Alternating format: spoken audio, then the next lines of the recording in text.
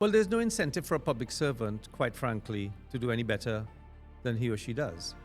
Again, because what we do is we don't promote based on meritocracy or competence. We promote on the basis of tenure of office. So you never get the best, or very rarely you get the best talent rising to the top unless they've been there for 25 years. It is very possible that in Trinidad and Tobago, you would have entered the public service as a clerk with no history in healthcare, and you become the permanent secretary of the Ministry of Health, responsible for implementing policy on health. I could never understand that. Well, there's an even more bizarre situation than that, in that you could have worked in the Ministry of Health for 20 years, working your way up, and just before you get to PS, because you're the most senior person around, you can become PS in the Ministry of Trade. How have we survived? The problem is that the system creates the lethargy.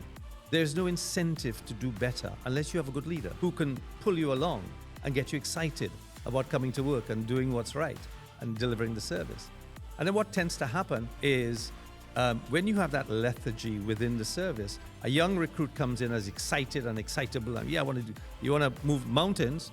After the second or third year goes by and he sees what's happening around and he's getting pushed back down and he's not getting the kind of energy that he requires from others, he falls in line, or she falls in line with, and after 10 years or 5 years, they're in the same mold. In the same way, the public service produces what people become because of the environment in which they are. You need some small changes at leadership levels at different, and people start to fall in line, particularly if there are consequences. When people know that you have any idea what it takes to discipline a public servant in this country? I told my public servant, when I first moved to agriculture and to trade, and I say it publicly, came into my office to meet and greet, I said to them, listen, I don't care who you voted for, I don't care which party you support, I don't care what you've done in the past, whether you've performed or not. You start today with a fresh piece of paper, blank piece of paper. The rest of my term with you depends entirely on you. You want to perform, you perform. You want to be rewarded, you will be rewarded as a result of that performance. If you do not, I am not going to waste time going through a disciplinary procedure. I'll just work around you. And I'll tell you, 95% of them came on board.